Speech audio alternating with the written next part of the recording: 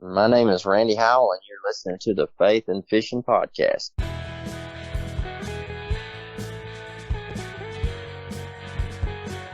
Welcome to the Faith and Fishing Podcast. I'm Cam. And I'm Robert. In every episode, we're bringing you faith stories and fishing memories from some amazing members of the fishing community. So join us as we shed a positive light on all things faith and fishing.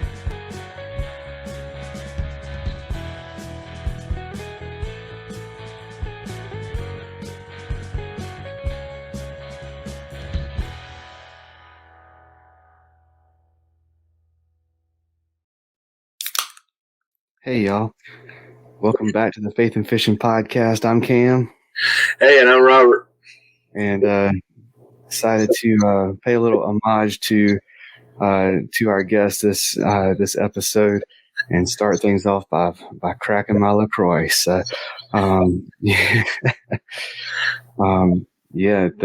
LaCroix is still keeping me going in my quest to end in my soda intake.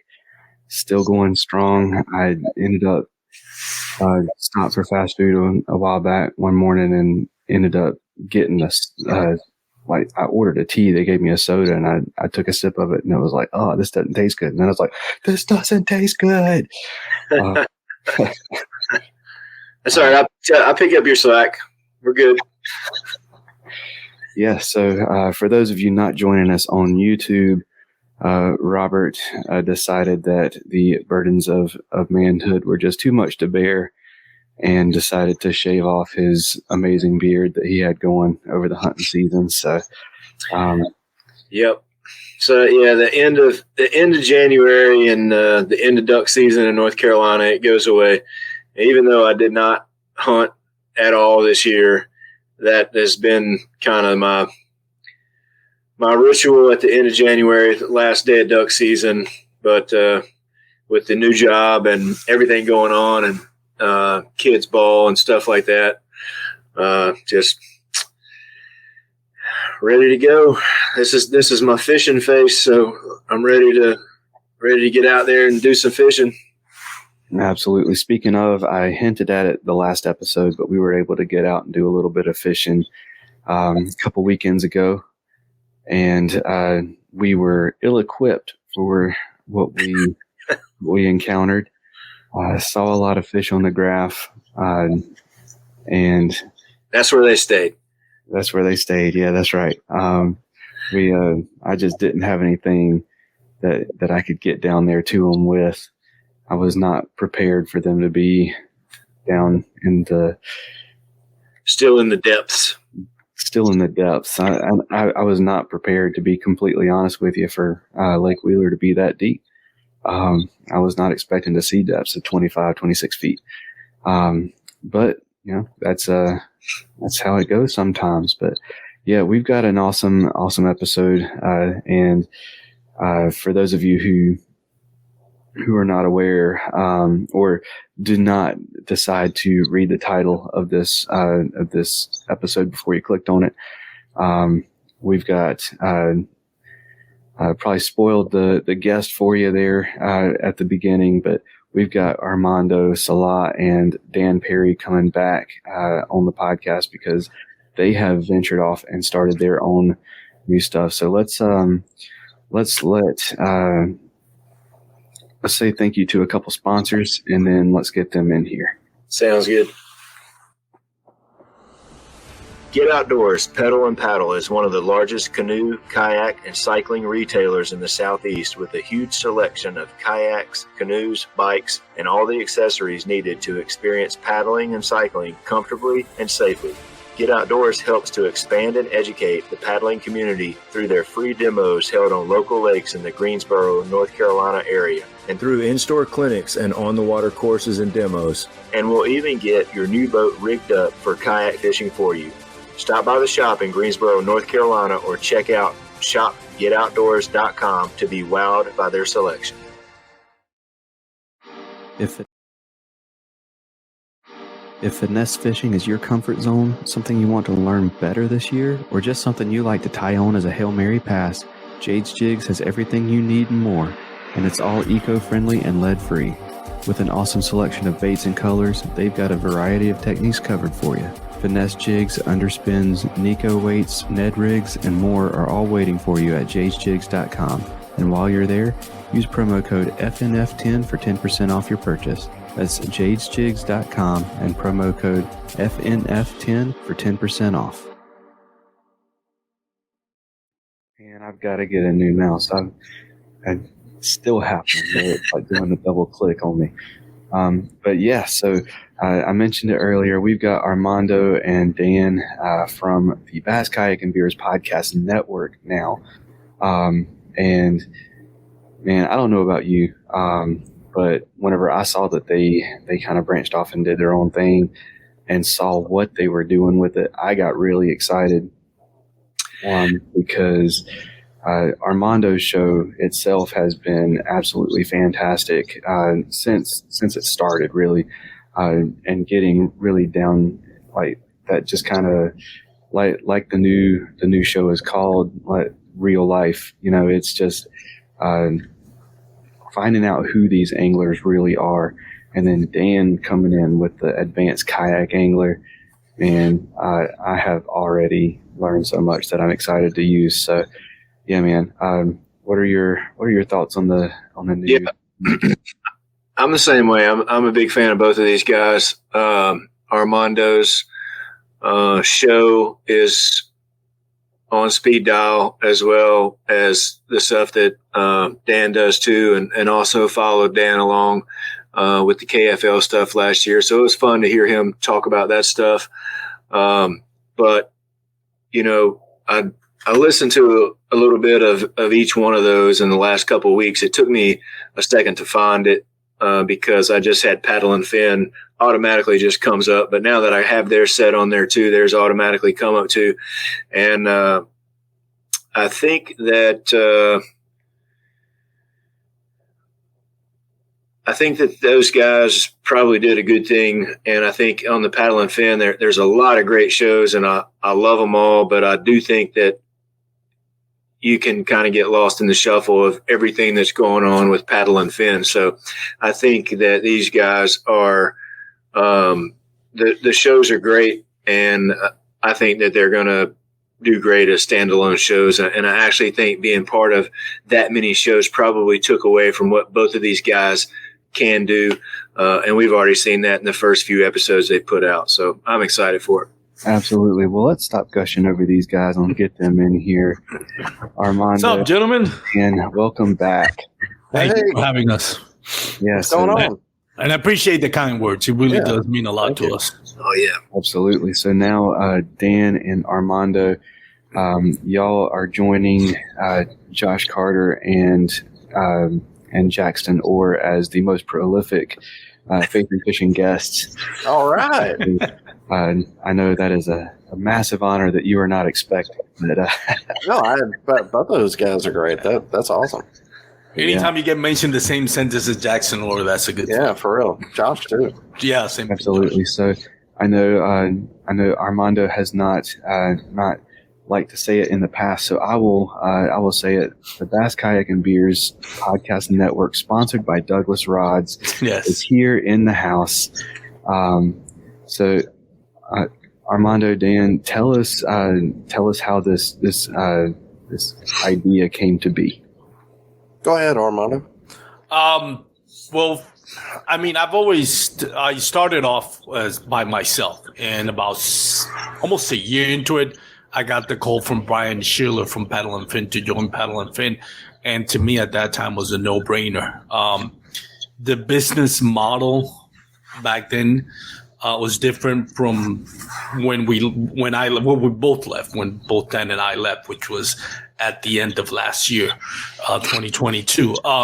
And I think that was the biggest reason for me to make the move. I respect what the guys, especially Brian Schiller, is doing in Paddle and Fin. He is literally the hardest working person behind the scenes that you never heard of. Not that you haven't heard of Brian Schiller, but you know, his name may not come up the pages of some of the bigger names out there in kayak fishing, but the job that Brian Schiller does behind the scenes He's a workhorse. His work ethic is unquestionable. And I think I had a blessed opportunity to meet him in person and get to work with him in ICAST and got to work with him in Paddle and Fin. The lessons that I've learned about how to grow your podcast in an organic way is something that I'll never forget. And you know, Brian and the whole Paddle and Fin crew has, you know, me and Dan, we both say we have their backs, and we hope people continue to listening to them as well as they continue to listen to us. But at the end of the day, it was more of the business model had changed from when I started. There was a lot more commercials. Back when I started, there wasn't any commercials. We partnered up with Waypoints, and it just, for me, for my taste, it was like, in some cases, almost 7 minutes of commercials. And, you know, I heard it from my listeners, you know, that they didn't really appreciate it. And also I didn't have control of what was being, you know, sponsored or in my podcast. You know, if some organization decided they wanted to, you know, promote some of my podcast, and I don't believe in their model or whatever it is, then I had no control over it. And to me, that's very important. Whatever is attached to the Bass Kayak and Beers and my name, I need to approve of it. I need to believe in whatever the motto is, whether it's a private entity or nonprofit entity. And to me, it just came down to that, and also having more control of what I wanted to do. With Paddle and Fin, everybody had their own lane. You know, we have the Bass Fishing for Noobs, which was, you know, learning techniques, educational, kind of like bass fishing, kayak fishing. And then there was the Reel Down, which covers tournaments and so on and so forth. There's also the Final Cast, part of Review Stuff, St. Nichols, Saltwater Series. And I just didn't want to get pigeonholed into, I can only do this type of episodes. So that for me was a big deal. And Dan can elaborate on his reasons as well. Yeah, that was really, I mean, it's everything Armando said. Whenever you have, you know, I was on the Reel Down for 3.5 years, and that was great, but it's a very tight lane of doing tournaments. And I just felt like doing something else, and that wasn't possible at Paddle and Fin because I would have been overlapping with too many other shows because there's so many shows. So it wasn't even wanting to just leave Paddle and Fin. It was just, you know, it was really the only choice. And Armando, he's great at content and everything else, so it just worked out good to where, you know, his skills met up with my lack of skills. So yeah, following up under him, and he was able to do, you know, the posting, things like that. So it worked out. It's been a great partnership so far. So yeah. Yeah, and Dan, to elaborate, Dan is great at some areas that I'm not great at. I mean, Dan's resume as far as a tournament angler and his knowledge is unparalleled. And that's something that, I don't have the experience. So I can't bring that to the table as effectively as Dan does. So I may have some areas where I may excel, but then Dan has some areas where he excels. And it's kind of the yin to the yang. We both kind of like make each other stronger and better when we team up. Yeah, his shows are he's much, I mean, on a different level of interviewing people and getting in depth and kind of the soft skills of people, and I'm more detailed numbers, things like that. So, but like you said, we're opposite in our shows. Like, we could both have on the same guy back-to-back episodes, man or woman, and it would be a totally different show, just, you know, because the questions that we ask are so different. So it's totally been great. Yeah, your skill sets definitely complement each other very well.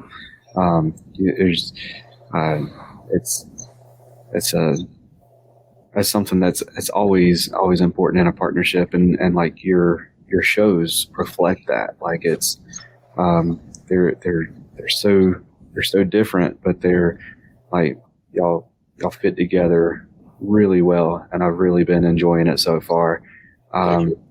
Absolutely. So it is very difficult, though. I mean, whenever you're saying, you're going from a certain amount of listeners or watchers every show, if you're starting over, and to me, a podcast, same as YouTube, is almost like building a catalog. Like, you're not worried about that show that you're building, but you're building a catalog of shows, and to start that over, go on a different, under a different name. And it just, it's kind of like starting over, but hopefully you've built up enough of a reputation and enough of a followership where some of those people have come. And we've had, we've been very fortunate. We feel good about where we're at right now. And every week that it's growing and growing as people are, following us to over there. Like, where'd my show go? Like, I haven't seen it in a couple of weeks. Where'd it go? And, so the numbers are growing and yeah, but it was a big step and it was difficult. If you have individual sponsors or whatever else, you're giving them less of a return on their investment. I have 4 sponsors. I don't have a whole lot, but it definitely, I feel like I'm giving them less back. So maybe I'm trying to make that up in other ways. That's just how I've thought about it. Like, I want to return what they've given me the best that I can, and taking a hit and going to a different podcast has been, it was a big step. So yeah, I take all that stuff seriously. So you know what I'm saying. Yeah, and another thing is to elaborate on that. The thing is, obviously, Paddle and Fin is such a big brand, and you do get a lot of listeners, especially with waypoints. But the flip side of that, I think, once you were trying to get sponsorship, because the sponsorship that you reach out to, like, the Paddle and Fin has their own sponsorship. We don't see any of that money. That just goes into covering the cost of Paddle and Fin and covering the meetups that they do annually, which for me and Dan were too far away to make it on a drive. So we really didn't see the benefits of the sponsorship. I fished so many tournaments, I didn't have the vacation time to take part of the benefits of being a Paddle and Fin host. So. Yeah. But I think when you reach out individually to say, hey, looking for sponsorship and you have those conversations, company's going to listen to your episode. And when they listen, it's just like 5 minutes of commercial, 6 minutes in some cases. They're going to be less, they're going to be like, wait a minute, my promo is going to get lost in all that time. It could be a battery too. Like any kind of company where Paddle and Fin or Waypoints is promoting a certain battery brand, then you try to bring on a battery brand, they're like, you've already got one, but you're not seeing any of that. So it's not about money. It's just about creating relationships and things like that. It's difficult to do whenever they think you already have an ongoing relationship, I guess. So. Yeah, absolutely. And whenever you don't have control over those targeted ads, it would be very easy for somebody like a battery company or something like that. Like, that's going to be the main thing that they're targeted for is batteries. So whenever they go to listen to it, they're going to be hearing a lot of competition and stuff. So there is definitely that side of it. And I just want to reiterate, we're not throwing shade at Paddle and Fin. No. We love those guys. The worst part is not being in the group chat. I really feel like I've missed, I'll see a meme or I'll see a video or something. I'm like I'm ready to send it to them. And it's like, I'm not, I wish I was still in that group. I love talking to those guys. So no, you can send it to us. It's difficult. And again, it's a business model. It's not like we're not throwing jabs at it. That's the business model. And obviously they built something special with it. Yeah, I think that, it definitely has a lane for Paddle and Fin, just because every day something new's coming up in that Paddle and Fin feed in your, mine. I just have everything saved and it just comes up what I'm listening to that day. And I always know, okay, Paddle and Fin's got this on this day, and you just get so used to it. But at the same time, I don't think people realize, and I didn't realize either, the amount of time and effort and work that it goes into to do a podcast.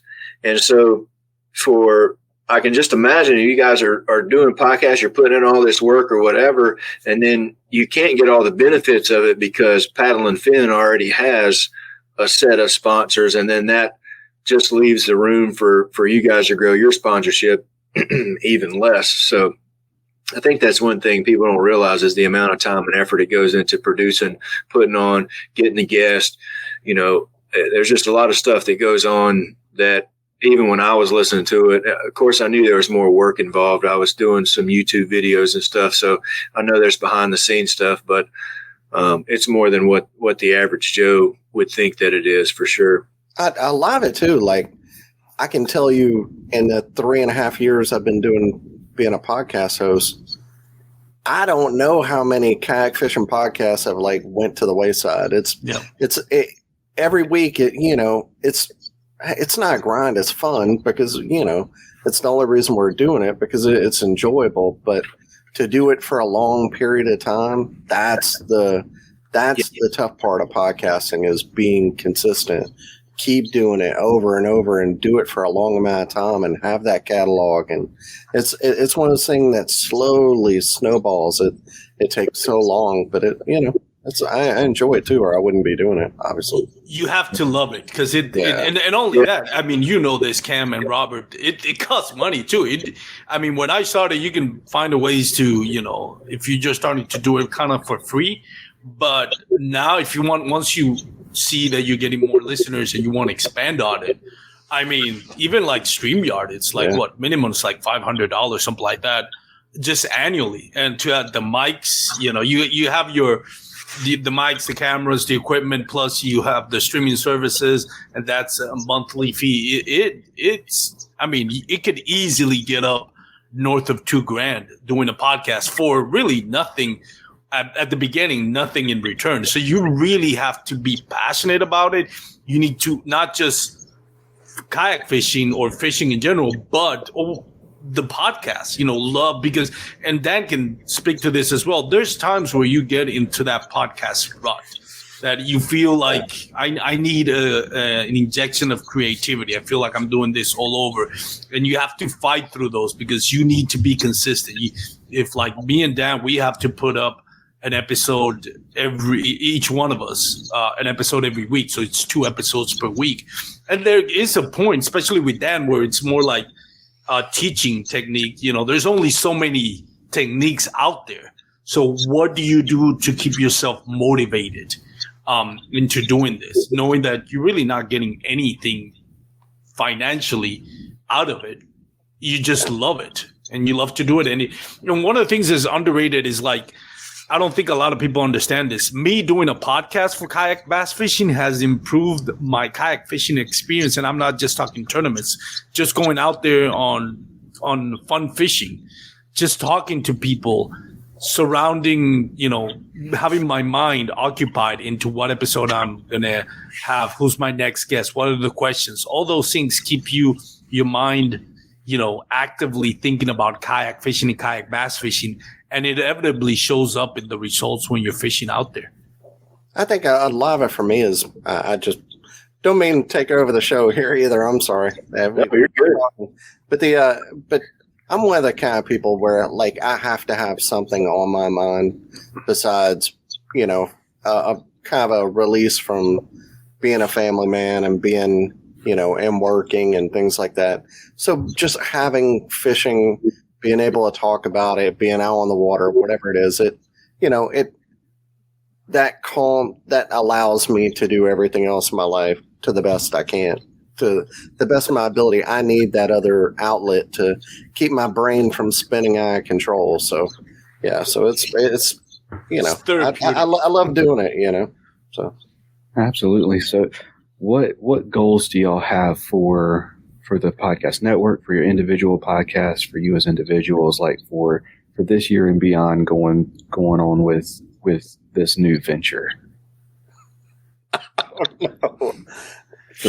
Just keep doing it, man. I don't know, To me, I would say goals, Armando. What's our goals here? We would love to partner up with other companies just to at least offset the cost. And build relationships, make a good name for yourself out there. If I personally I don't have a plan for this to substitute my current job, or the job actually that I plan to be doing in the next few months. This is just something that I enjoy doing it.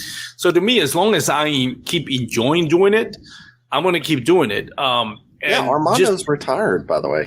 I'm retired I'm currently working on getting started on my second career, but I'm currently retired. But to me, I'm not doing this for the money.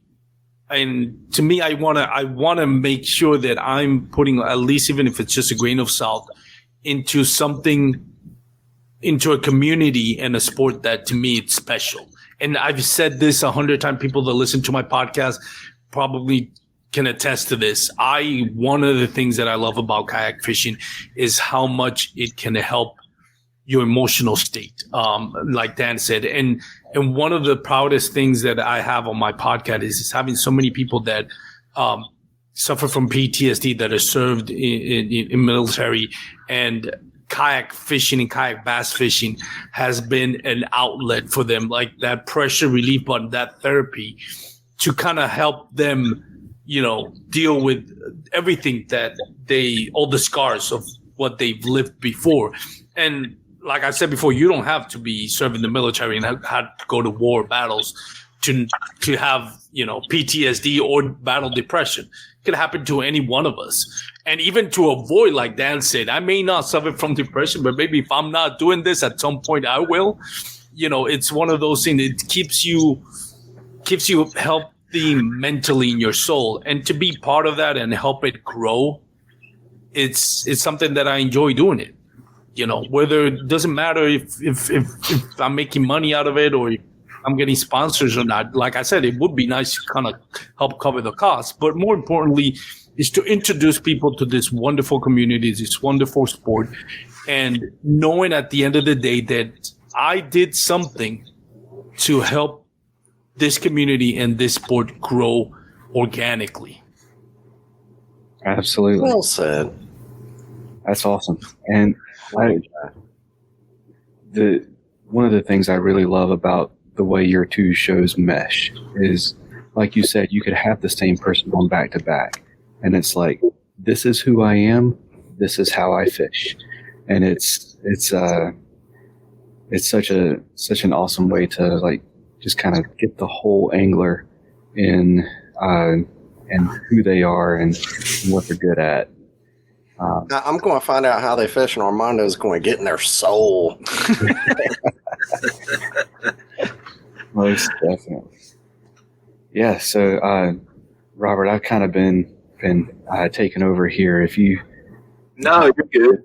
I love having other podcasters on because it makes your podcast pretty easy when everybody doesn't have a problem stepping up and talking. And, sometimes you get people on that you have to do a little bit of spoon feeding, but I love having other podcasters on. Yeah. I guess come on the show if you wasn't going to talk, man. Yeah, exactly. Exactly. I guess my question would be, kind of what's your guys' fishing goals? I know, I saw Armando, you placed pretty high up in a couple of tournaments last year, and Dan, you were doing, I believe the KFL stuff, but I'm not sure you stepped away from that. Well, the KFL blew up yesterday. It imploded. Oh, did it? I didn't even see. Yeah. What do you mean it imploded? I didn't know that. What are you talking about? KFL is gone? It has dissolved. Oh, no. Yeah. Really? There was a whole lot of drama. Greg Nosar's out, and the KFL has collapsed. I did not know that. Oh, now I get why KBF is doing that little team thing. Yeah, well, it's all of a sudden it's like, we can, everything we said was right.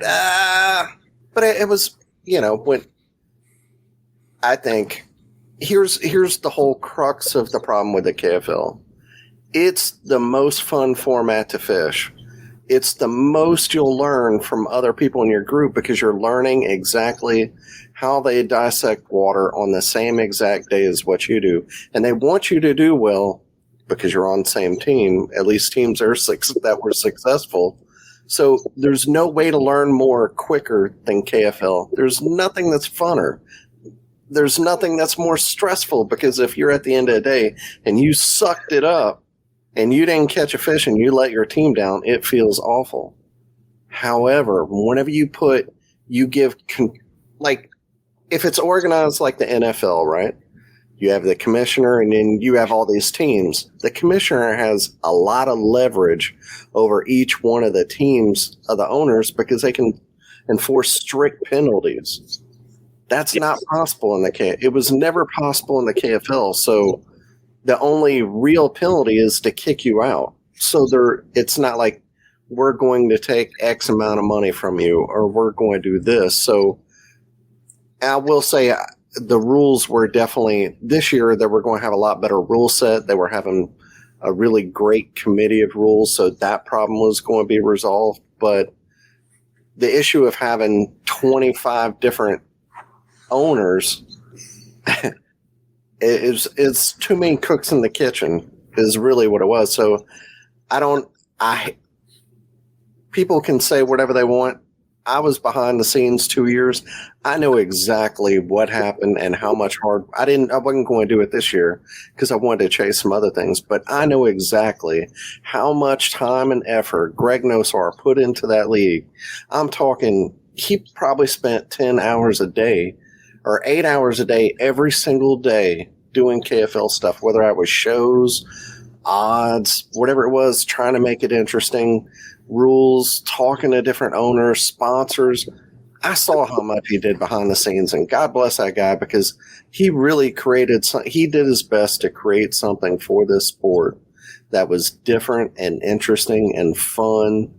And I really commend him, man. I hate it didn't work out. I hate it didn't, whatever the obstacles or the hurdles or the things that went wrong, just the amount of effort and the vision that he had. That guy's a friend to me, and I really I respect him forever for what he did for the KFL. Yeah, I hate it didn't work out. And right.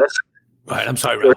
Okay, that's right. All the guys around here that there's a lot of local guys on the casters and the Tar Heel Lunkers, and I mean all those dudes just have nothing but great things to say about the format and just the whole team atmosphere. And they're like, dude, it's the most fun that you'll ever have.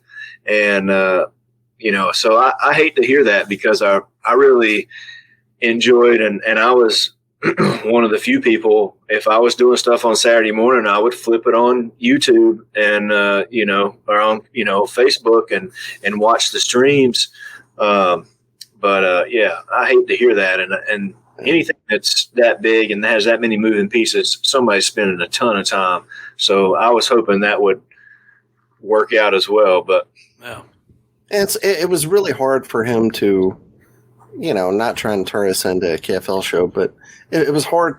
Like he could give out so much responsibility to different people, but at the end of the day, they weren't getting anything out of it to put in enough, to be invested enough to do it the way that he would do it. So it's not like he could really give out a bunch of jobs and people just do it. And he tried to do that with some of the owners, but, it just, it didn't work out the way. If there was a lot more money involved, it would have, I think it probably would have been more successful, but it was good. I mean, we won last year. We won $32,000. It was amazing. I had a great time. It was awesome, and at least and this was a traveling trophy that was the winner in all this is Dan. The Stanley Cup. This is always Dan's now. They'll never get real this winner. From Dan. I love it. Yeah, Robert, I don't want to forget what you asked, but before I do answer that question, I do want to say, in respect to the KFL and Greg Nosar, I know he, and this is something that I hate that it inevitably goes to this route.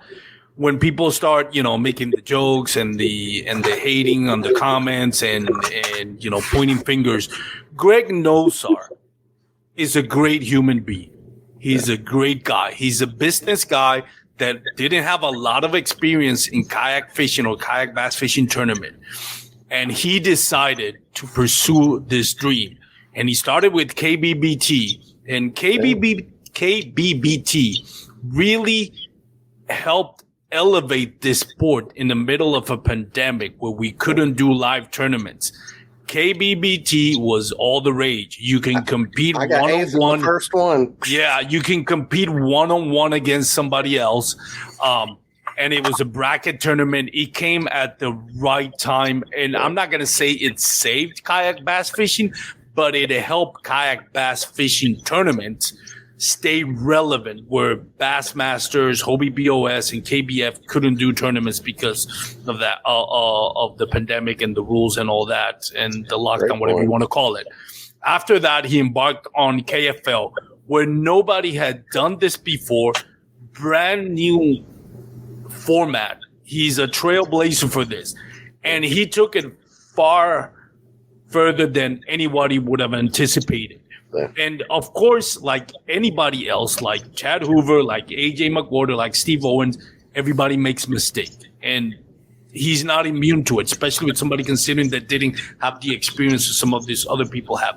But yet, he forged through, he worked tirelessly to grow this and to bring enjoyment to the people that love this format. And that should be his legacy, not pointing out perceived failures, because I don't think there's any failure to this. What he did was awesome, and it's sad that it couldn't continue, but I think Greg Nosar can look in the mirror and be proud of what he accomplished, and all of us in the kayak fishing community should be appreciative of having Greg Nosar in the kayak fishing community and what he did, regardless of how you feel about the format, regardless of what you feel about the decisions that he make, whether you agree with him or not. The fact that somebody, an entrepreneur, a businessman that could have made a lot more money doing something else, sacrificed so much of his time to make money, to instead invest in the kayak fishing community, time away from his families, his kids, tirelessly working, should be applauded. And we need more people like Greg Nosar to invest in the kayak fishing community and the tournaments. And everybody should be thankful and appreciative of Greg Nosar for what he done. And I just wanted to get that out there, because I have a huge amount of respect for what he did. That's why I partnered with this guy. He is so good. Look. No, seriously, I know he gets a lot of hate, and I know I've talked to Greg Nosar, and I know how much. And I just hate to say, like, these guys trying to build something. Whether you agree with it or not, he's trying to build something that is good. Imagine if everybody would have been behind it. Yes. Like everybody would have supported it and said, you know, instead of trying to tear something down or poke holes, or even people, the dude built a sport.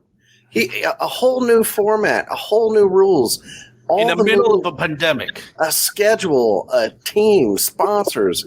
Imagine, I don't have the balls to even come close to doing anything like that. Seriously, he's awesome, a trailblazer in also televising it, through Twitch. It's not the Bassmaster being televised on Fox Sports, but at least he's trying. He's trying to get this out there. And those first steps of streaming stuff online is the first steps in some of these bigger trails, figuring out that is the way. I mean, that's going to happen at some point in kayak bass fishing tournaments. Is they're going to be streamed or they're going to be on TV. And to me, I think it's going to be better to watch that than the big boat tournaments. And then the other thing I'll say about why I'm sad that KFL is no longer is because every week in our local trails, it took probably 8 to 10 anglers out of the running. So now they're going to be right back in the mix. So, yeah. But to answer your question, Robert, because I don't want to forget about that. At least my goal is on tournaments is try to win or place in a national, at least earn a check in some national trail tournament, win a local tournament, qualify for the TOC, and just have fun and grow and learn. That's the most important thing. As far as my content creation, just grow the brand, Bass Kayak and Beers, make more YouTube channels, more YouTube videos, which I'm trying to do. And as far as me personally, within the space of kayak fishing, I always try to at least catch 5 fish every time I go out. That to me is the goal. If I didn't catch 5 fish, then I feel like I could have done better. But that's not always going to happen. I'm not going to judge. I'm not going to say I wasted my time fishing because I didn't catch 5 fish. I'm still going to love it and enjoy it. But kind of like to add to that, it's just try to catch 5 fish every time I go out. So Dan, I know that you're not doing the KFL, and you said you were going to pursue some other things. What are you trying to get accomplished this year? I got a trophy this weekend. I got that one right there. Oh, awesome. Second place in the Battle of the Brands up on Guntersville. I had 96 inches. Dang dude had 101. Wow. Yeah, it was the old Rattle Trap tournament, and they last year it took 96 inches, the same time of the year, and I was the first person out of the money last year, but I caught 96 inches. I'm like, yeah, doing good. And this guy, he would have beat, because it was also a boat side to it too. And there was like 250 boats. He would have beat all them too. So wow. He just had this, mega bag. But yeah, congrats to him. I wasn't even mad because he did it earlier in the day too. So by like 1 o'clock, I think they shut it down, the standings at 2. So by 1 o'clock, I knew. You're not catching. I ain't going to catch 101. I'm going for second here. But yeah, great time. Honestly, I want to lose some weight. That's just me personally. Like I'm having a kid and everything else. I just have an office job nowadays. I'm just not as active as what I used to be. So for me, I want to lose. By the end of this year, I have a certain weight I want to get to. And I've been working on that. I've lost a couple. Can you tell? Mm-hmm. But so I want to drop a few lbs, and there's a few things I'm not good at. Like if I go on a lake, I feel like lake or backwater type stuff, I'm good. I'm going to catch them. If it's moving water or like moving skinny water, like I like creek type stuff, which around here plays, especially in the summer. It's hard to win a tournament unless you're up a creek in the summer here in Alabama. So like, I really feel like that's a weak suit for me. So, and there's a couple techniques like jerk bait, a couple other things I want to really get more proficient at this year. And so that's really my goal is to fish. I'm fishing Iron City Kayak Anglers, which is the trail I help run here locally. Coleman Kayak Anglers, which is another trail kind of locally, like an hour away. We kind of overlap a little bit. And then there's a new trail called AKAT, Alabama Kayak something tour. And it's a kind of $100 top-up event over 5 events across different clubs in Alabama. Okay. So this year, all the clubs in Alabama got together because Tennessee's so good at it. Yeah. Me and a bunch of, and not just me, but clubs from all over the state, we got together. None of our events this year overlap in the state of Alabama, except for one club because they only fish on Guntersville, smaller club. It's Yak and Grass. Joe Drowns runs it. Great guy, great tournament series.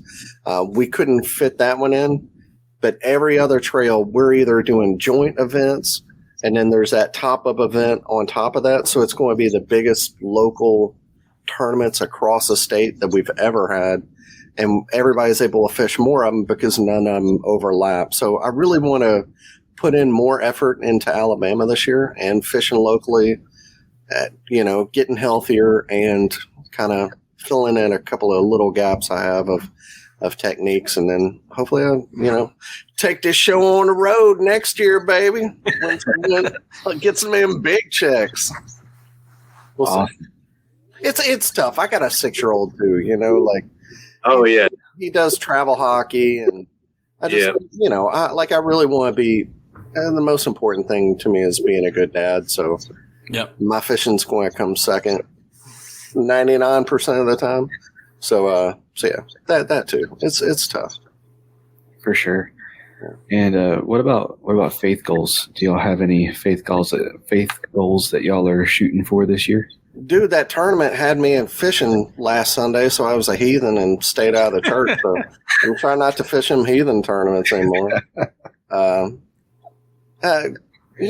Just for me, it's always a struggle for me because it's difficult for me to always commit to going to church. So I would say that would probably be my goal, because I have such a good pastor who cares, him and his wife. I mean, they run it together, and it's a small church, and they care so much about my faith and my family's faith, and care about us. I've never had that before, and just really wanting to be close, feel closer, and just do the best I can, I guess, in all facets of life. Fishing, faith, family, the whole deal, Absolutely. What about you, Armando? Well, to me, like, that's number one thing in my life, my faith. And I'm not, I don't like to brag about that or say, because, at the end of the day, faith comes from within, and it's not to show off, right? It's just your personal relationship with your creator. But it is the most important thing in my life. I don't have kids. So to me, my faith is what has always helped me throughout difficult times in my life. And I've always and I always have this struggle with my conscience sometimes, where I think especially with the podcast and everything, I'm just like, man, I should do more with my faith and be more proactive. And by that, I mean doing what's not community service. What's the word that I'm looking for? Voluntary service for the church. I conducted a Bible study with a young gentleman, divorced with 2 kids. And, he got baptized, and, we finished the Bible study. And the hope is that, when you help somebody achieve their faith goal, that they don't, it's just like fish. You never stop learning from your faith, and it always is with you. So, it's nice to have that feeling of helping somebody, get their life on track, not because of my wisdom or my talking ability or my power of convincing. It's because relying and leaning on what the Bible and my Christian belief and God's teachings is. Because I've always said, it's when I help somebody, it's not me.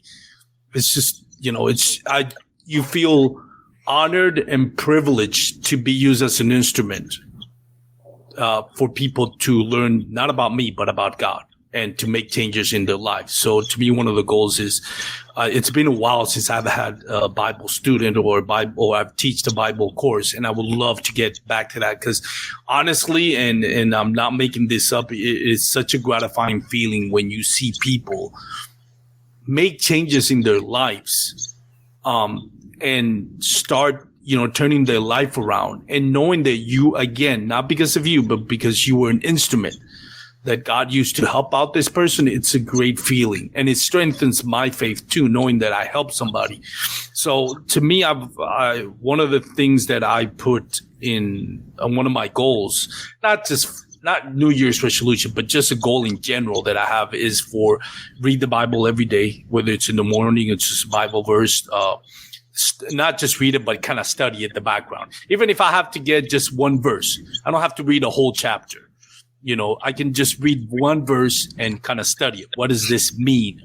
What is this message that's trying to convey on this verse is more important than just reading and reading and reading. So that's short term. That's one of the goals that I have personally.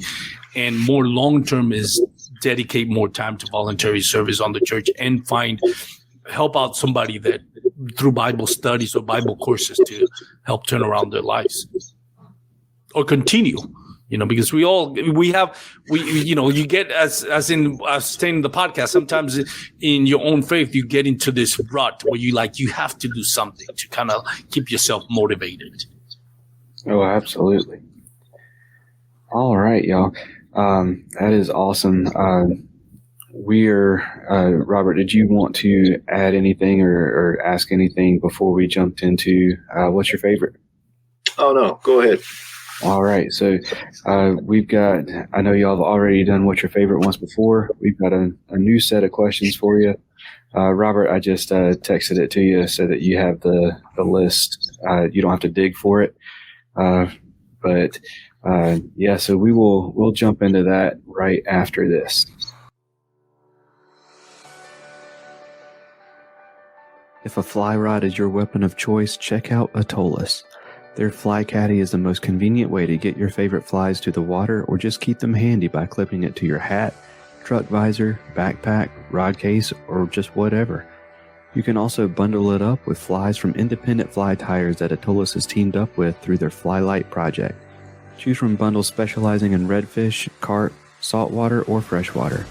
Head over to atollas.co, that's ATOLLAS.co,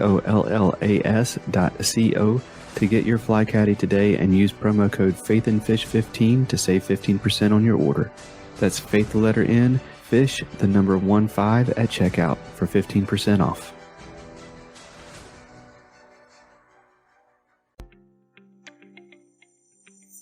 A huge selection and crazy fast shipping is already enough to turn heads as an online tackle shop, but Omnia Fishing sets themselves apart with their ambassador program.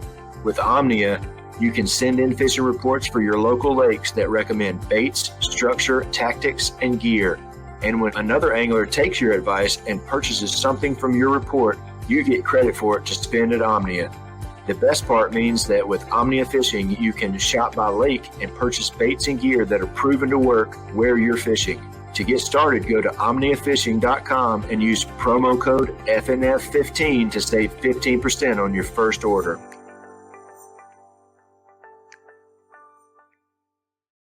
All right, for those of you watching on YouTube, I just realized that I had the wrong promo code up on the Atollas ad, so I apologize for that. I will get that fixed before the next video, but use the code that you hear, not the one that you see. Anyways, Robert, you want to get us started? Yeah, we're just going to go with the ones you texted, or you want to do what do you normally talk about? Do the ones that I texted. So we're going to go. Dan, we'll start with you. Favorite character from the Bible, and then Armando, you can follow it up after he gets done. Zebedee, because he was the father of the fishermen. Man, he was yeah. I love that guy's name, Zebedee. Yeah, for sure. Sorry. For me, let me see. I read the Bible in Spanish, so sometimes I know the names are different. Pedro, I think it's Peter, right? In English, it's Peter. Yep. Yeah. So Peter, just because A, he was a fisherman as well, but B, because, and actually B, because of fisherman, A, because just like me, sometimes his emotions got the best of him. Like he would act first and think second. And I love that Jesus was so patient with him, because sometimes I feel guilty of, wearing my emotions on my sleeve or acting before I thinking, but knowing that Jesus kind of like still, he got resurrected. He made sure to have a private conversation in Peter and let him know, hey, I know you denied me 3 times, but I understand, like you're going to be the, again, I read the Bible in Spanish, so I'm trying to think what's the word, the cornerstone of Christianity. And I think I think that's what it says in English. But just knowing just Peter, because I think I relate to him a lot in that, in kind of like his shortcomings. Yeah. He's a super relatable disciple for sure. All right. So Armando, I'm really excited to hear your response to this, because like you said, you read the Bible in Spanish. So your favorite translation of the Bible? Again, in Spanish, I read it in Spanish. Would it be like the Reina Valera or? Reina Valera it's a nice, it's old, in Spanish, like Old English. I think I forgot what in English, that's It forgot would the be name like of the it in King English. James. King James version, yes, Right. like the King James version. Dan, go ahead first while I try to look it up in English. So if you don't mind answering that one first, Dan. My favorite translation? Yeah. I don't know. I don't have an answer. I'm drawing a blank.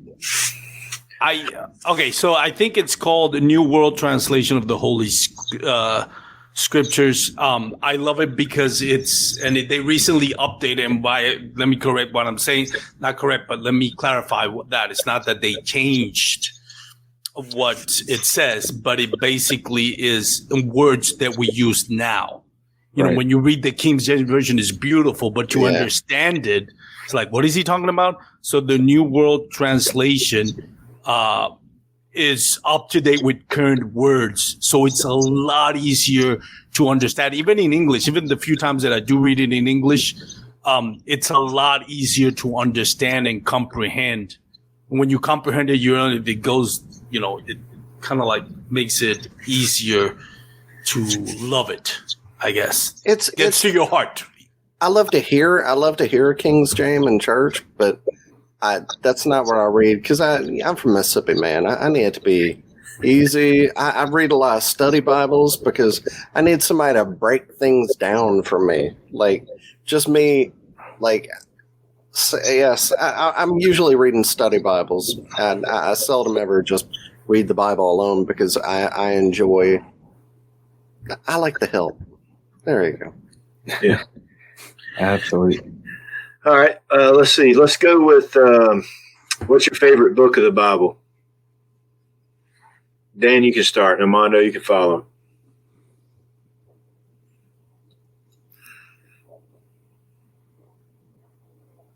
I don't know. I don't know if I have a favorite. I wouldn't. I don't know. I don't have a favorite. I've never thought about it. I don't know if I have a favorite. I'm sorry. That's good. I am terrible at questions. Maybe Dan's going to be my new Bible course student. Hey, I mean, Not kidding. I'm playing with you, Dan. Final answer, Dan? no, I don't have a favorite. I really don't. I think growing up, again in Spanish, letters to Timothy. There's ones that are, we call them, there's 66 books, but really some of them are just letters. Most of the, of the Paul's are not really books, it's just letters. But the letters to Timothy when I was growing up, because it really shows how Paul helped Timothy being a young man to kind of grow into his role. But I think, growing up, now that I'm older, you know which ones I really enjoy? Well, the Gospels I love, of course.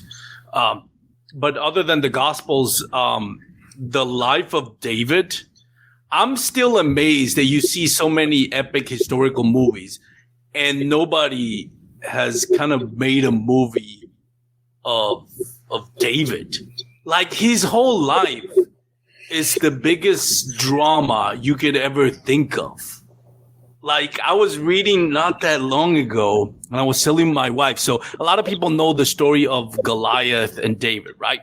What a lot of people don't know, there was a lot of bad blood between what's the name of that tribe in Goliath in English? The Philistines. The Philistines, right? Spanish is solo filisteo. So, but he had, I think it was a cousin or a family member, and he was just as tall as Goliath. And I tried to remember, I think that historical reference is in two different books in the Old Testament. But he was just as tall as Goliath, and he had 12 fingers and 12 toes. Like, he was, and he had it out for David. Like, he wanted to kill David. And it's not this long drawn out story, but it does mention in the Bible in two different books that how that bad blood it didn't end there. Like, Goliath's family, cousins and all that, they had it out for David. And eventually they suffered the same fate. But just David's life story, it's just crazy what that man lived through. It's just, yeah. I guess a rated R Bible movie is a hard sell. That wouldn't be rated PG or PG-13. All right. Let's get a couple of fishing questions here. Your favorite time of day to fish? And Armando, you can start. Early morning. Sun rising. First light. Yeah, same. Seeing the sun come up, that's half a reason being out there. Just enjoying creation, and yeah. All right. If you had to pick one lure color, what would be your favorite lure color? Yeah. Doesn't matter who starts. Dan, you go first. Green pumpkin blue. Oh, that's a good one. Are we talking to soft plastics or black and blue? Black and blue. I can do a black and blue jig. I can do a black and blue jackhammer. I can do a black and blue Senko, and I know I would catch on all three of them. Right now, it's something with orange, green pumpkin orange. Yeah. If I had to pick just one. Whenever the water is below 60 in the spring, it's got to have orange. For sure. Yeah. It's interesting asking that question because you can tell like what their style is by if they say green pumpkin, they're throwing something soft plastic. If they're like fire tiger, they're a hard bait guy. Yeah. It's interesting to see like how people answer that question for sure. It really surprised. Like it seems like the more I've interviewed people, I've interviewed a lot of people lately who don't carry many soft plastics at all. And that blows my mind because I have so many. Really? You don't carry any? I carry some, but I don't carry near as much as I used to. Most of what I've got tied on now has a treble hook on it. I mean, wow. I kind of found my groove and just kind of stuck with it. If I showed you how many soft plastics I carry with me, you wouldn't believe it. I promise. You would not believe it. Yeah, like I talked to Cody Milton, and he's like, "Nah, I don't have any soft plastics. Everything's got metal." I'm like, "I'm sorry, what?" And we're talking about one of the best kayakers. Yeah. I've had him on my episode and like asked him what bait he not hates, but doesn't like to throw. When he said a Texas rig, I almost fell out of my chair. I'm like, we're not talking about somebody that's just a weekend warrior. Like, this is one of the best anglers, and he will not throw, or at least avoids throwing a Texas rig. Like, and I don't know how he's great at bed fishing too. Yeah, I don't know how he does some things. He breaks the mold in so many ways. For sure. All right, so these next two questions don't have anything to do with faith or fishing, but they're super important. What is your favorite pizza topping? I'll bet you Armando says something weird. Wow. Why would I say something weird? Explain yourself. Why would I say something weird? I'm interested to know. Why would I say something weird? Because I would imagine it would be something how you grew up. Because I'm Latino and that's... Don't do it like that. You're from Puerto Rico. I don't know what they put on pizza there. I thought it would be different than what continental U.S. uses. I know what it is. Hey, come on. Maybe I'll put I don't know, who knows, man? Like polenta. What's the hard bananas? Plantains. Yeah. No, I don't put plantains. Wait, see, I don't know. I have never been so to racial profile. I would put plantains on my. God, Jesus. I'm currently looking for another podcast host. Cam, Robert, are any of you available? No, I'm kidding. Go ahead, Dan. Answer your question. Let's not make it about me. You haven't answered the question. It's your first, James, isn't it? No, it's not. What is it? Well, you answer your first. You answered first, and instead of talking about what you would put, talk about what I would put. So go ahead. Answer what you would put. Bacon. I like bacon on pizza. I mean, Canadian bacon? No, absolutely not. Yeah. No, like bacon. I'm not Canadian. Get out of here, Canadian bacon. That's awful. My favorite topping, plantains. No, I'm just kidding. I honestly, I thought it would be something like seafood. No, I hate seafood on my pizza. I never put seafood on. Seafood does not belong on pizza. Well, I don't disagree with you. And neither does pineapple, by the way. But I don't. I do like I like a Hawaiian. I get into that. A deep dish Hawaiian. I like a deep dish. Look at this guy. That's not a pizza. Have you ever seen? Before I answer, you have to see Detroit style pizza. It's Detroit. awesome. I thought it was Chicago. I don't really like Chicago. Have you ever seen? You all know Jon Stewart from The Daily Show, right? Yeah. Did you ever seen that 8-minute clip of him going off on deep dish pizza because he's from New York, so he loves the New York style? Oh my God, that is one of the most hilarious clips I've ever seen. That guy is hilarious. But anyways, man, I was gonna say bacon, but Dan took it. You know what? Okay, I'll say this, and God, I'm gonna hate myself for this because this is gonna prove Dan's point. Spanish chorizo, not Mexican chorizo, but Spanish chorizo, like made in Spain. So you'll see where I'm from South Mississippi, and lived in New Orleans, so a lot of the food that I eat would be weird because it's from where I'm from.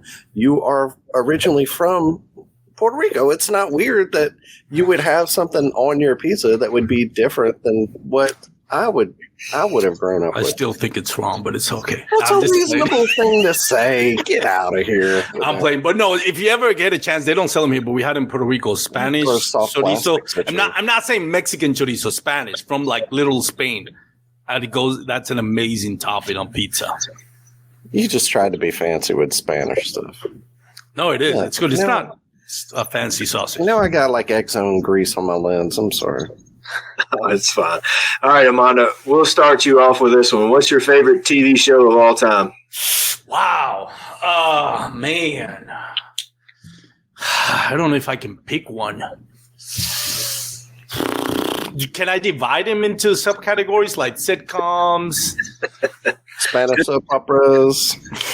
So, I got to keep going now. I've gotten on a binge of watching reels of Mexican soap operas. It's hilarious. Those women are beautiful, by the way. Yeah. The problem is I used to go to this lady that's a Mexican lady here in Texas, and she did my haircut, and she would have Spanish soap operas, Mexican soap operas on the TV. And I would get like that novellas. Bastard novellas. Marcos cheating on Gabriela. Bastard. No, I'm kidding.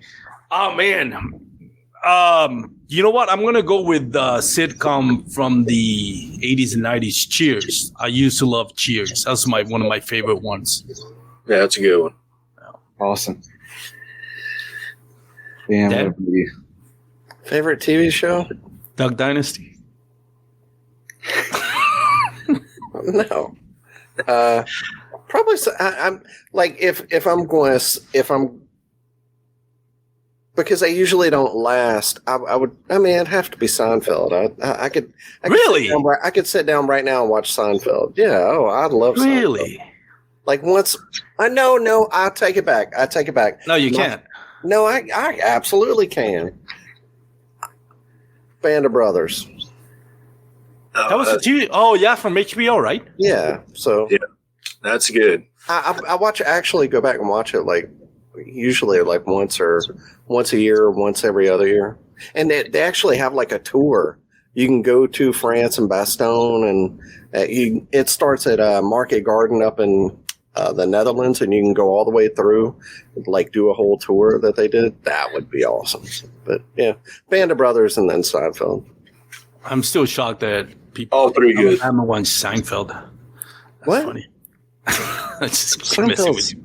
It's still funny. It holds up. It always holds up. That's my wife's favorite show. I'm like, some episodes I like, some others I don't get it, but. I'm sorry for you. Armando, I haven't made it all the way through Cheers, but I love Cheers because my favorite TV show is a spinoff of Cheers. Oh, Frasier? Frasier? Yeah. That was funny too. That What was I love really about Cheers, it went on so long, and even though they lost like key characters, like the coach died, and then Woody Harrelson. Who would have thought Woody Harrelson, that goofy kid in that show, would reach the stardom that he reached? And then Christy Alley substituted for what was the name of? Rest in peace. What was the name of? Yeah, I forgot about that. The lady from the Money Pit. Yeah, that's one of my favorite comedy movies as that well. movie's good. Sherry Allen? No, what's her name? I forgot. Shelley Long. Shelley Long, something like that. Right. But yeah, so That's right. Norm was my favorite character. That was my favorite one. Norm. Awesome. All right, y'all. Well, we are going to start wrapping things up. I don't know about there in the central time zone, but here in the eastern side of this, It's really late. Yeah. it's starting to get late. But if you would let us know what's coming up for y'all. Shout out your socials. Thank sponsors and supporters, all that good stuff. Armando, go ahead, man. Well, y'all can follow me on Bass Kayak and Beers, Instagram, TikTok, Facebook, and YouTube. I have the segment called The Real Life on the Bass Kayak and Beers podcast. That actually was every Monday. We are now switching to a live show on Thursday. So you can watch us live on Thursdays. When is this episode airing, Cam? This episode is going to air, I think, 3 weeks from now. Oh, yeah. I have no idea who I'm going to have 3 weeks from now. Or But 2 weeks from now, something like that. all right. So, but every Thursday you can check us out at 7:30 Central. We'll have a live show with a guest, usually a tournament angler or content creator. And shout out to sponsor Douglas Outdoors. Go check out their amazing rods. That's all the rods that I use. I love them. I think they are great rods. I don't like to be one of those absolutes that say, "Oh, this is the best rod in the world," or to each his own. But what I can say without a shadow of a doubt is the quality of those rods is amazing. Awesome, Dan. On social media, you can find me everywhere. Daniel Perry Fishing, YouTube, Instagram, Facebook. I'm Daniel Perry, Hoover, Alabama. Fans only. Only fans. Only fans. No. Damn Perry's feet. Come on, man. Just advanced kayak angler under Bass Kayak and Beers. If you're in the Alabama area, check out Bucks Island Marine. They got Hobies and Jackson. That's their thing. And bass boats if you're into that. X-Zone Lures. Huh?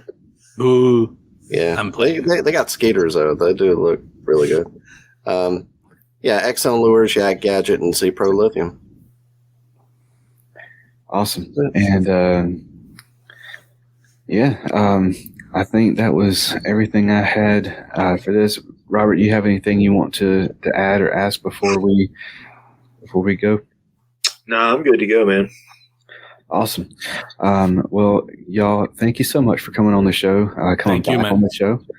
It's been a blast, and it's always fun having other podcasters on where I can just kind of sit back and listen and let y'all roll with it. And it's always fun to have buddies on that can banter and everything too. That adds a whole nother element to it. So and put plantains on your pizza.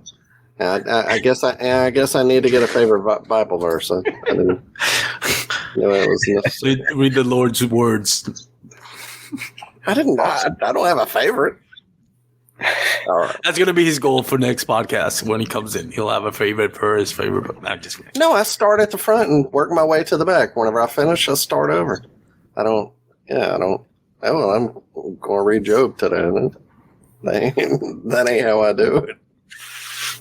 awesome. Well, thanks, y'all. Thanks, man. Few things ruin your day on the water as bad as losing gear. But with the retrieval devices for fishing rods, action cams, bow fishing bows, and more from Save Your Outdoors, you don't have to let dropping your stuff ruin your day because you can get it back. The pressure-sensitive filter keeps water from rain and quick dips in the water out, but it lets water in when your gear goes overboard, to release a float attached to your gear by 60 feet of line so you can get it back. Go to saveyouroutdoors.com to learn more and try some for yourself, and use promo code FNFP15 to save 15% on your order. That's savouroutdoors.com and promo code FNFP15. Mr. B Lure Company is making high-quality, handcrafted lures and has been for 30 years, right here in the U.S. Using all-metal components, owner and gamakatsu hooks, and silicone or frog hair skirts, Mr. B is pumping out some awesome spinnerbaits, jigs, buzzbaits, underspins, and more, including some of the most unique bladed jigs on the market. To fill up your tackle box, go to MrBLureCompany.com, that's MRBLureCompany.com, and use promo code faithnfishnpod1x10 at checkout to save 10% on your first order. That's faith the letter N, fish the letter N, P-O-D, so Faith and Fishing Pod, just like our Instagram handle, 1x10.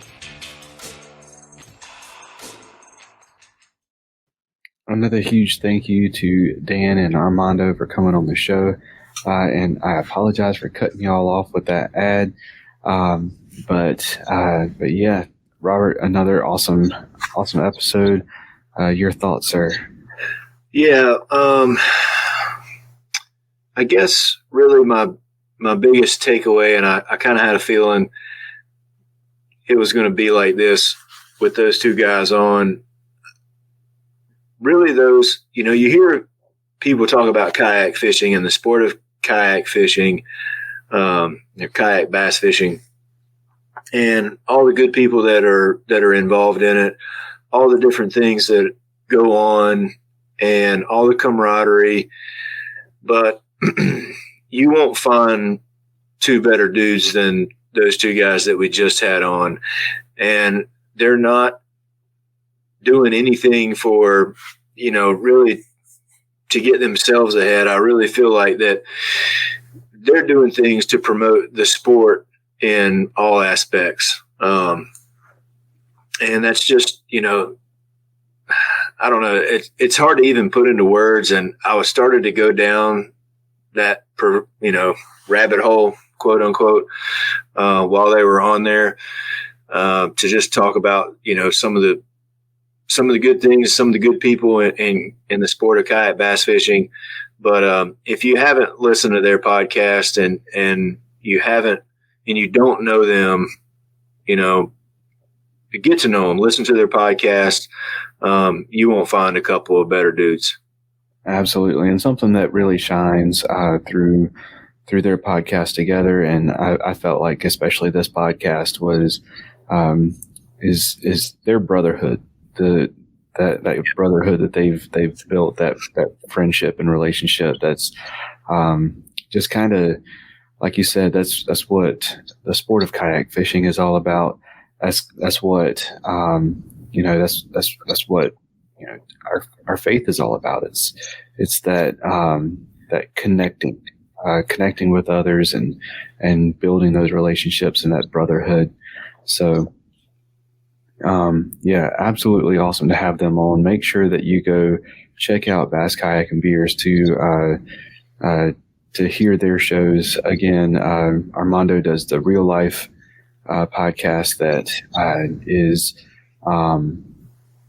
like I said, it's about getting to know the angler, their story, who they are, and then Dan does the Advanced Kayak Angler. So if you really want to dive into everything there is to know about shaky heads or anything like that, check them out.